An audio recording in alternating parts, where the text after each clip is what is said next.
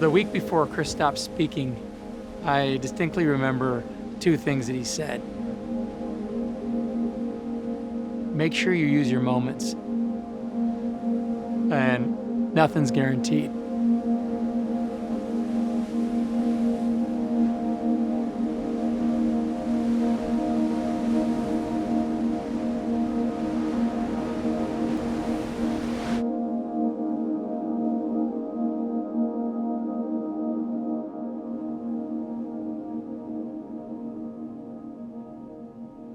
D-I-R-R-T.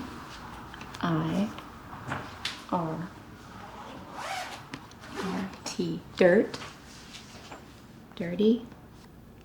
Dirty Honey. You want to put Dirty Honey Radio on. Okay. Chris Jupp is one of the toughest humans I've ever met, in all sorts of ways. I've known Chris for 18 years, and he's an enigma. I mean, he was a professional hockey player turned model, actor, writer, artist. This guy, he still is just incredible. And Sophia is his rock. Chris and I met about almost 10 years ago now. And so Chris is such an individual, and he would really just be himself and be fearless, and it was magnetic, and I love that about him. Chris was everything, 6'2", 220 pounds. He was a win at all costs type of guy. But ALS doesn't care who you are. To see him today, just for him to breathe, it takes a lot out of him. And everything that he does throughout the day is a struggle.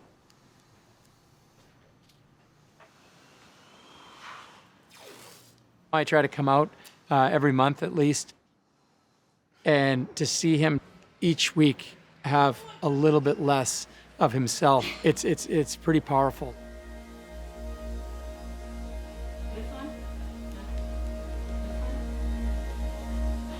The progression started in his left hand. And when they noticed a difference in his speech, the neurologist instantly discovered that he had ALS. And that meant that he had 2 to 5 years to live his life. It just completely turned our world upside down.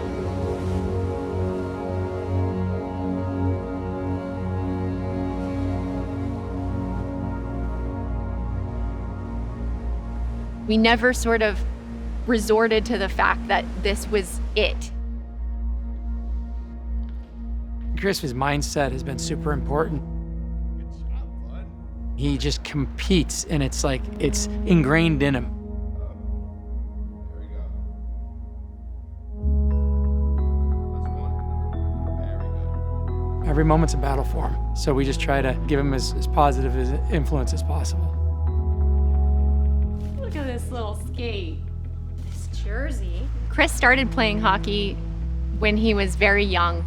His grandmother took him on the ice, and he instantly fell in love with hockey, and he played all the way up through college.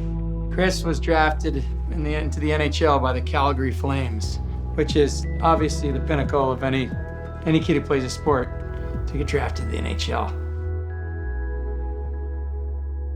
Watching Chris battle, especially early on, I thought, this guy's gonna beat ALS. If someone's gonna do it, it's gonna be Chris.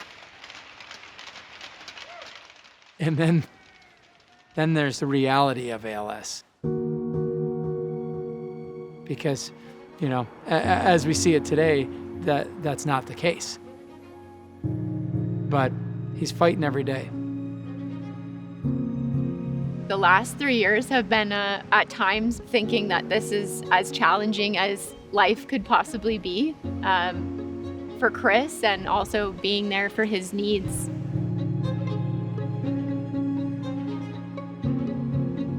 I've learned about love in very new ways from going through this.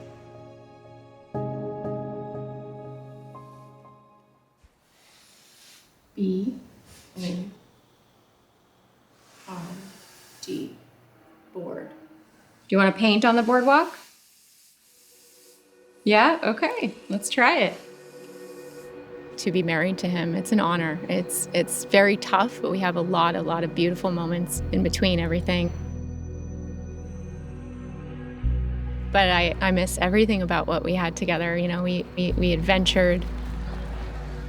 We were very outdoorsy. We would go camping a lot with our dog, Lila. You want to get in the lake? I had hopes, a lot of hopes for Chris and I to find peace together and to enjoy life together. Happy Halloween. I love you. When ALS comes along, it completely changes everything, because you're thinking, do I plan for the future? But do I also, you know, you want to live in the present. It's tough. It's tough to find out what the right way to live life is.